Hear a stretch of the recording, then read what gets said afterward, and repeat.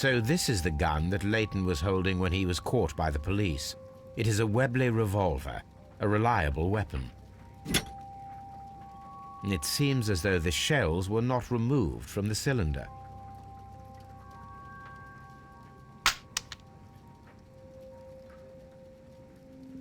Two out of the 6 shells have been fired. There were 2 shots. A cheap watch, bought with his own money, no doubt. These cigarettes are filled with cheap tobacco, nothing interesting.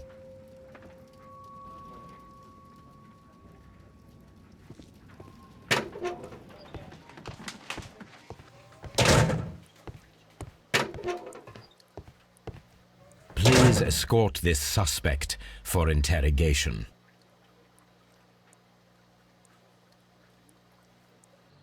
Good evening, Mr. Chapman. Who are you? I've got nothing to say. It's all a mistake. Calm down, Leighton. I have come here to help you. To find out if you truly are innocent, as your younger brother Wiggins has told me. My brother? You know him? Then that means you're... Sherlock Holmes. Oh, blimey. All right, Mr. Holmes. I'll tell you everything.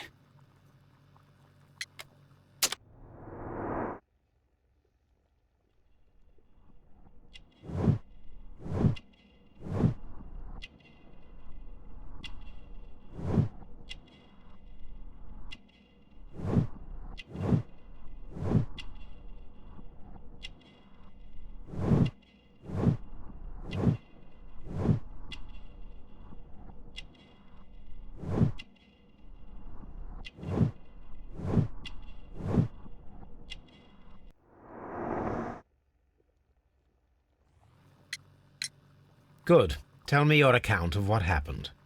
I left my work and I hurried up to see the fireworks in Whitechapel. I was late, so I decided to cut through Half Moon Street. I saw the first fireworks light up in the sky. I bumped into a constable on a corner before entering Half Moon. Then suddenly, what with all the firework flare, I saw 2 men. They were both lying flat in the middle of the street. I stopped where I was. I thought about turning back to the police, but as I was thinking of that, I saw a third person. He was leaning over the body that was furthest from me. The second I saw him, he raised his head and he stared at me.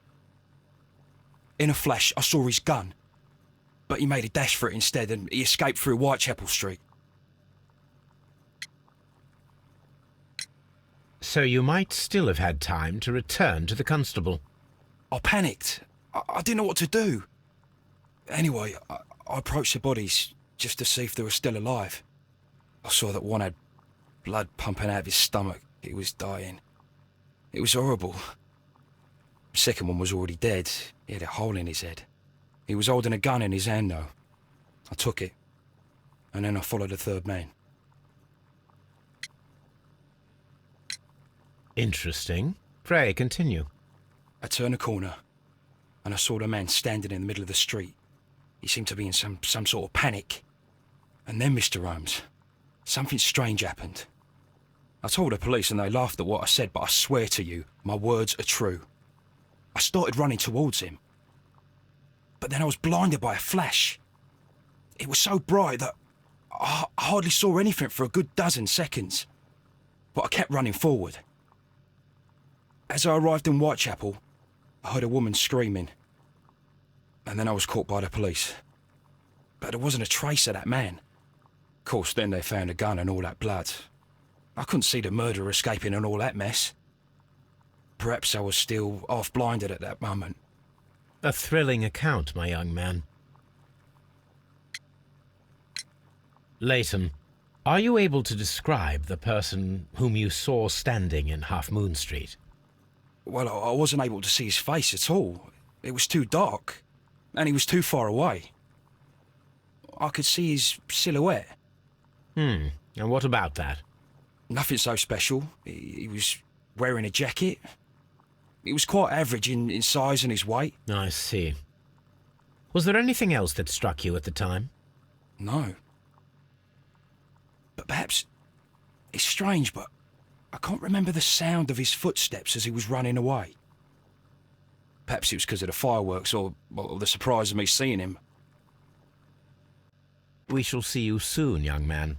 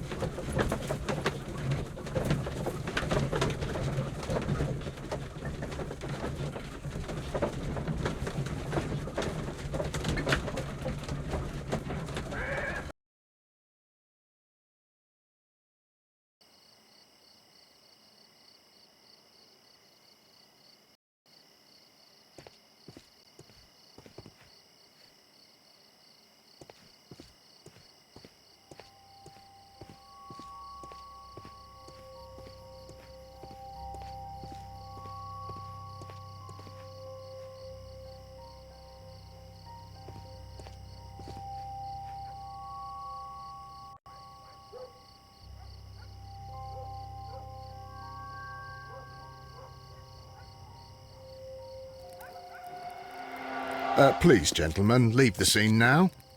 Oh, Mr. Holmes. Is that you? Good evening, Constable... Constable Marrow.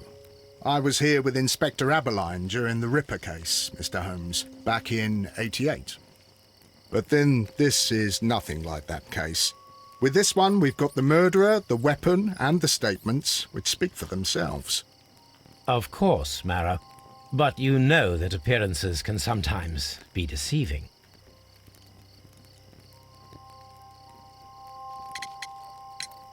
Who were the victims? The two men here, both shot. The stud fellow was Brian Vercotti, a well-known ruffian. The other, Kenneth Butler, a jeweller by trade. You spoke of statements. You have witnesses? Well, I was there, so I gave my own statement. And then there were two other witnesses who said they saw the killer Chapman. Mr. Turner, a gentleman who lives in that flat over there. And Polly Powell, a flower seller, who was over at the far side of the street. So, Constable Marrow, I should be delighted to hear your testimony. I was standing at the north side of Half Moon Street. That was the side that you came from. But you would have been unable to observe this part of the street, where we are standing now. That is correct. But I saw the two victims slowly enter Half Moon Street, and then shortly after, the fireworks started. A few minutes after that, the fellow Chapman rushed towards me and ran into Half Moon Street. Please continue. I didn't pay attention, but suddenly I heard a woman's cries and police whistles on the other side of Half Moon Street. I rushed over there and I saw the two dead bodies on the ground. When I reached Whitechapel Street, I saw Leighton Chapman. He'd been caught by two police constables. Did you hear the shots? I didn't hear any shots. The fireworks were all over the sky. They were so loud I couldn't hear anything else. What were the fireworks in honour of, Constable? Well, today's Queen Victoria's birthday, Mr. Holmes. Yes, I appear to have lost track of the days. It is May now, of course. Constable Marrow, what else caught your attention while you were running through Half Moon Street? I saw nothing but rats, and I took the time to light every corner with my lamp. Did you happen to look up at Mr. Turner's window when you were on Half Moon Street at that time? Yes, I saw that the window was open, but no one was there. It was dark in the room. Constable, your statements have been of great value to me.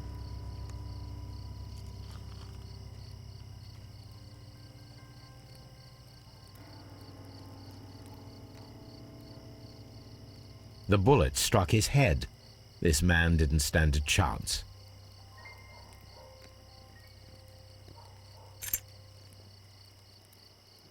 This is an ordinary key. I wonder what kind of door it opens.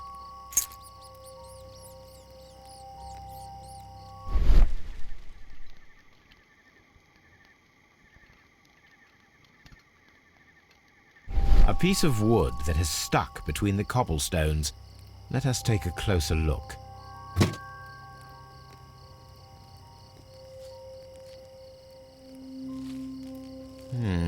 This shard of wood is quite new.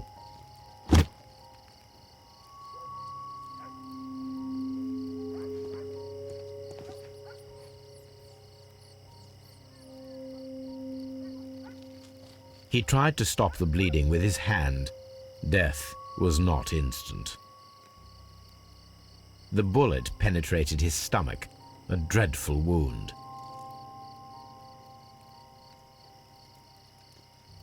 A tattoo from Westgate Prison. Vercotti must have done some time there. Brian Vercotti and Leighton Chapman both have identical Westgate Prison tattoos. They were most likely acquainted.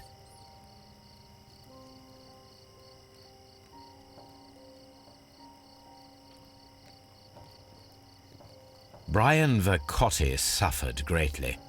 What a terrible way to die.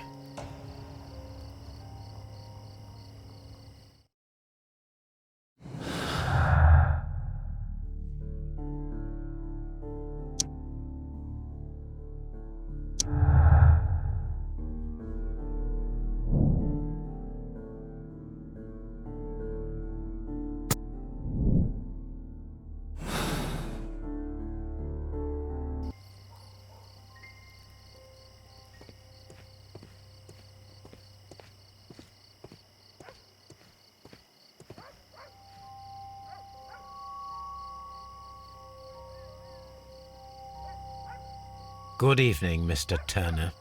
I heard Constable Marrow reply to you as Mr. Holmes. Are you that detective gentleman? I've heard of you. And well, I know things about this evening. Excellent. Might we hear your story?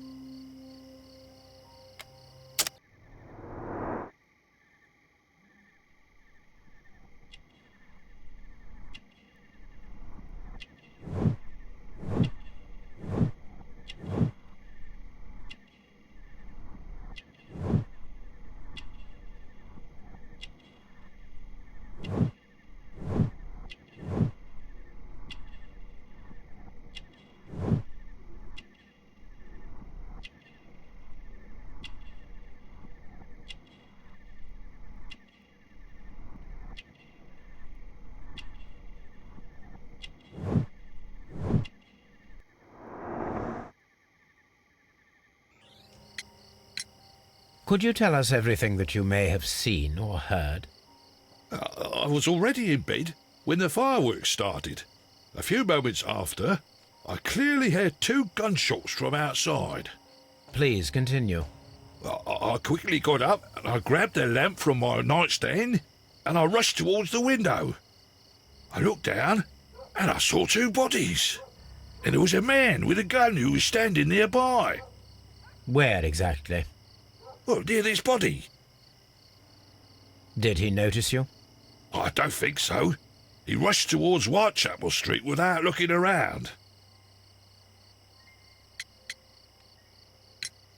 Mr. Turner, did you see anyone else in the street?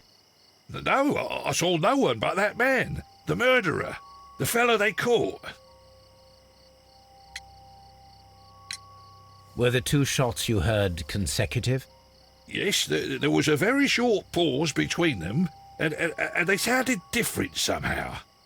It seemed to me that the second shot was louder than the first. That is an interesting comment. Mr. Turner, what were your actions after you stepped up to the window? I was afraid that the man with the gun might return, so I stayed close to the window till I saw the policeman coming in the Half Moon from Whitechapel. Then I walked out to tell them everything I saw. You have helped us a great deal, Mr. Turner. I'll do anything to save my brother, Mr. Holmes.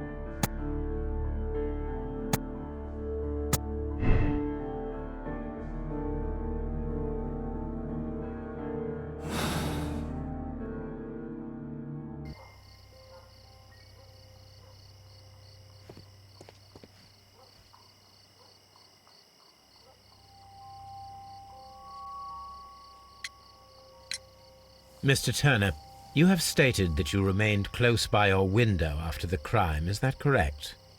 Oh, yes, Mr. Holmes. I stayed at my window until the policeman arrived to examine the dead bodies.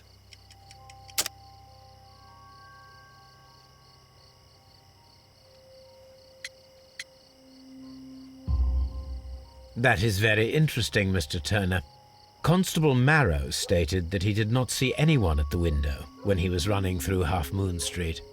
Well, I think Constable Marrow and me, we might have been distracted by the whistles and shouts coming from Whitechapel.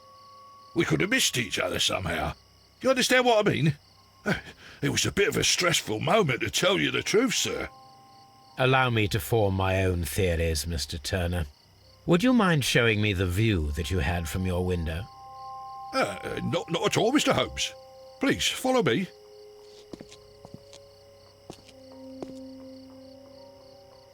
Mr. Turner appears to live very modestly.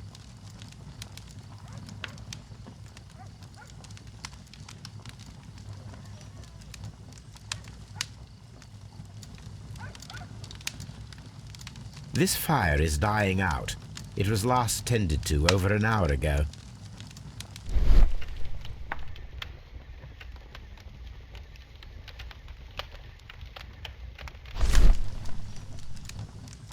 The papers are almost entirely burned. I am unable to see what's written here. These words are illegible. The papers were thrown into the fire just a short while ago.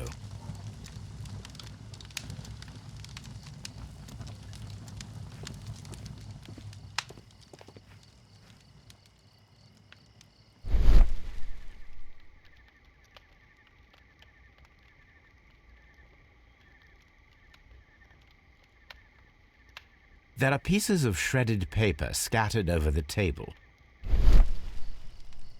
This kitchen knife is quite sharp.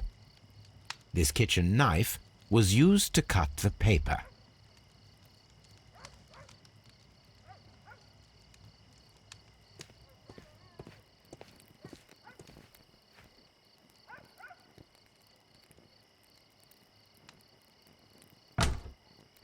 So, that's the view Mr. Turner had when he opened the window. Brian Vercotti's contorted corpse. The dead body of Kenneth Butler. Mr. Turner had a perfect view of the crime scene. He saw the bodies clearly, and Leighton Chapman standing over them.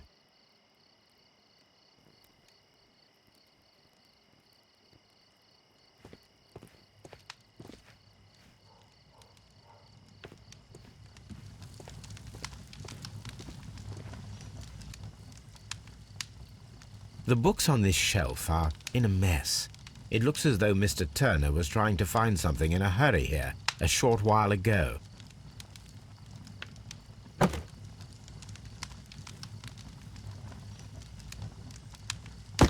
A perfect match. So, Mr. Turner broke his stick when it became stuck between the cobblestones. He did not mention that he was so near to the victims.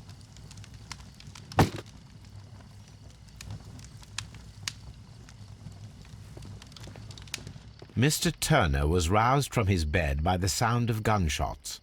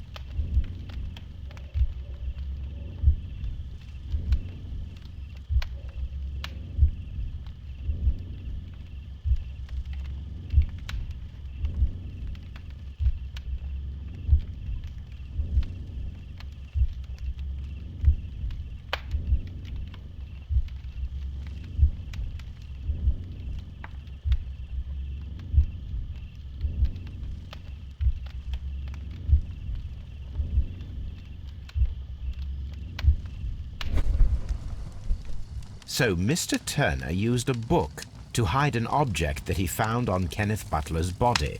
The question is, what did he find?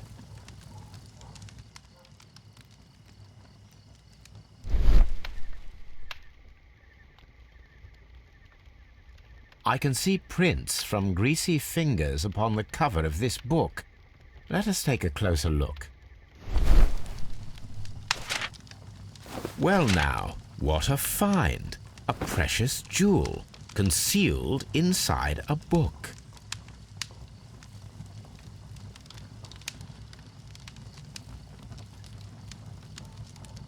A bracelet with a unique ram's head design, a distinctive feature of ancient Grecian artifacts, probably of the Hellenistic era.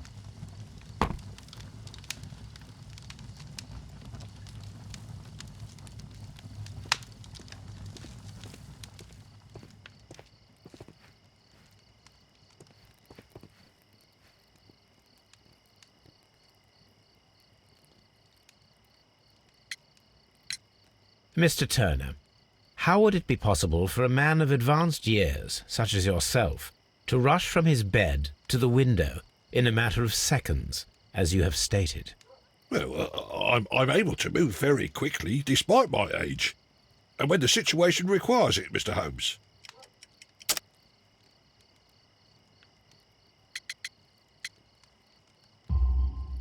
I highly doubt that, Mr. Turner. I observe that you suffer a severe limp due to your injured right leg. It would have taken at least 10 seconds for you to approach the window. That means you could have easily missed something or someone in Half Moon Street during that time. You're right, Mr. Holmes. I could have missed something.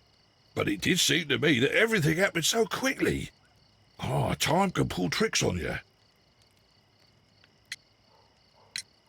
And what of everything else that you told us? Mr. Turner, it is vital that we have your complete and true statement. Mr. Holmes, I do assure you that the other things I said were most sincere.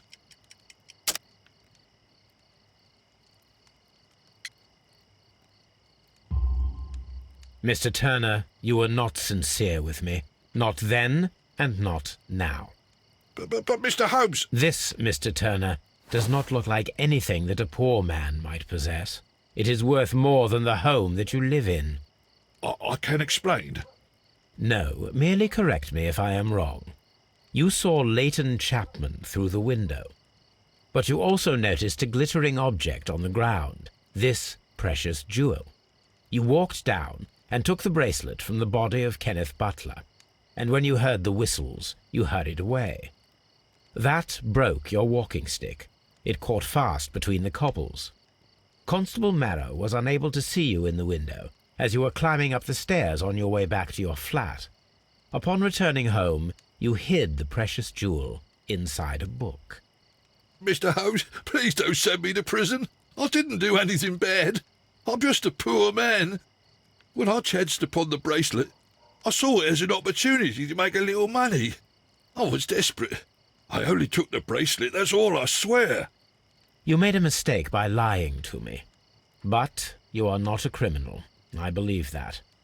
Although I must return this bracelet to its rightful owner.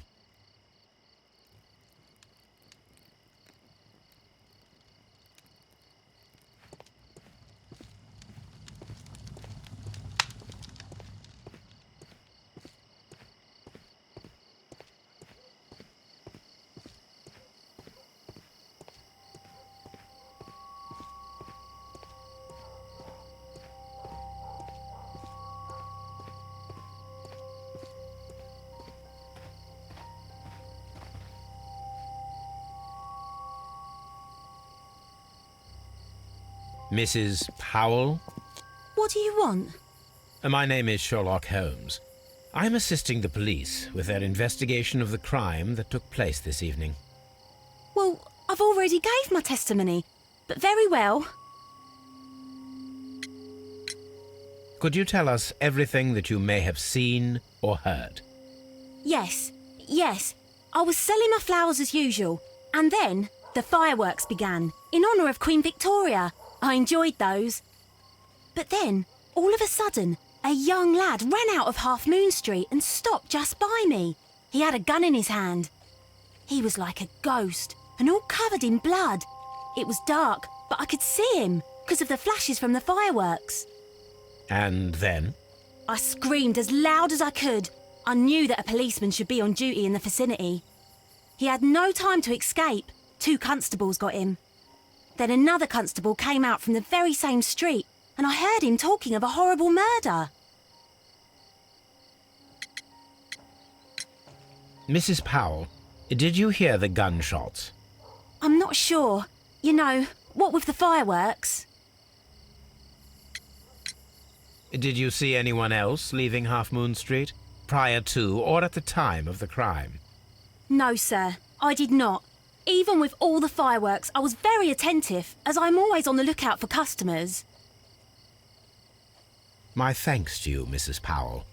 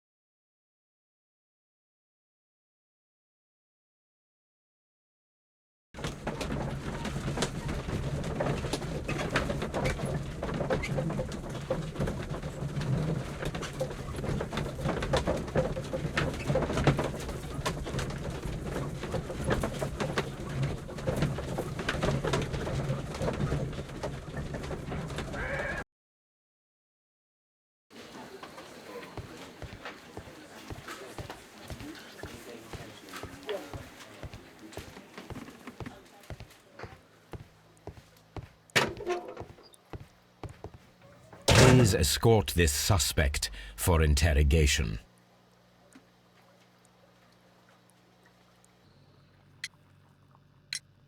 Leighton, I confess I am puzzled.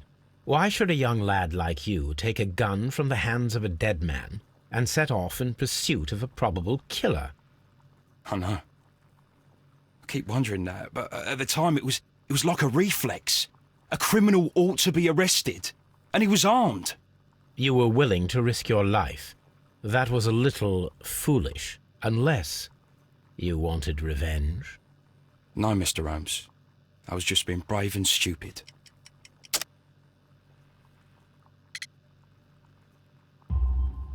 I'm sure that you were, but I believe that you may have recognized one of the victims, Brian Vercotti. You knew that gentleman well, did you not? However could you know that? You have a typical tattoo of the Westgate Brotherhood upon your hand. I observed exactly the same mark upon Mr. Vercotti.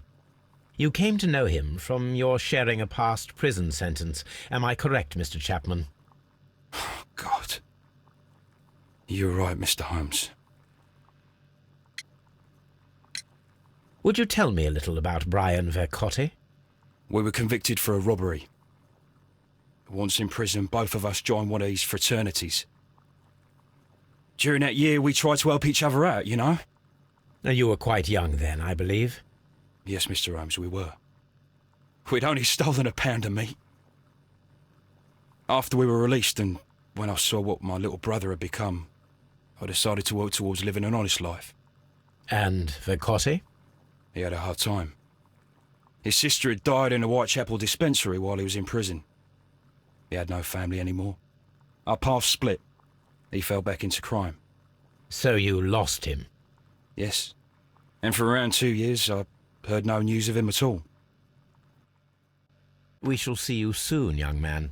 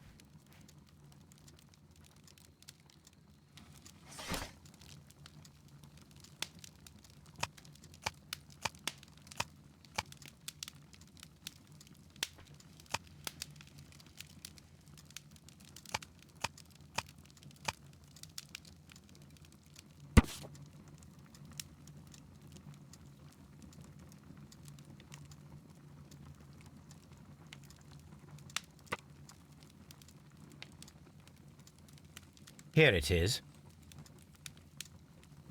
I need to continue my research in my archives.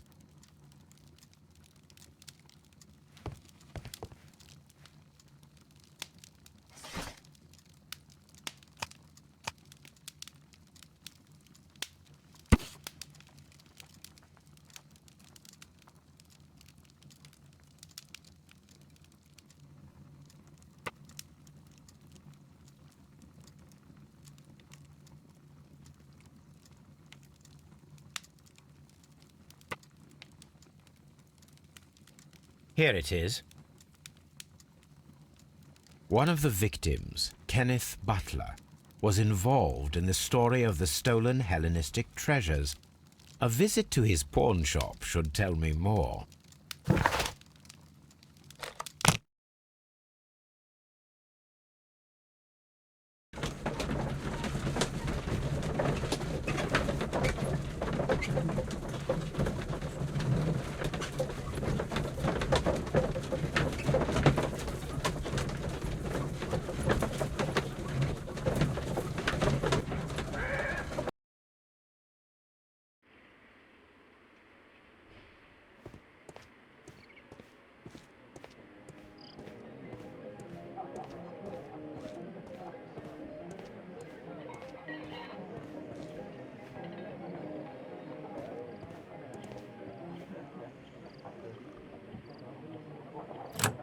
Mr. Butler's key matches the lock perfectly.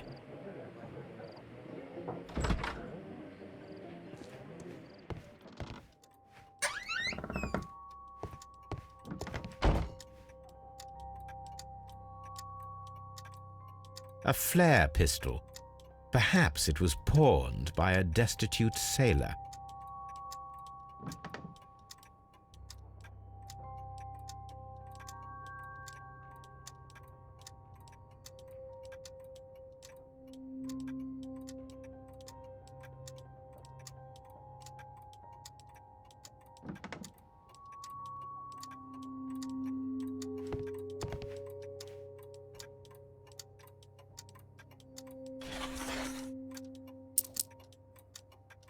The ram's heads. This necklace belongs to the 5 Rams of Mittelin collection. Interesting. That means that Kenneth Butler owned a part of this collection all this time, 10 years after the theft.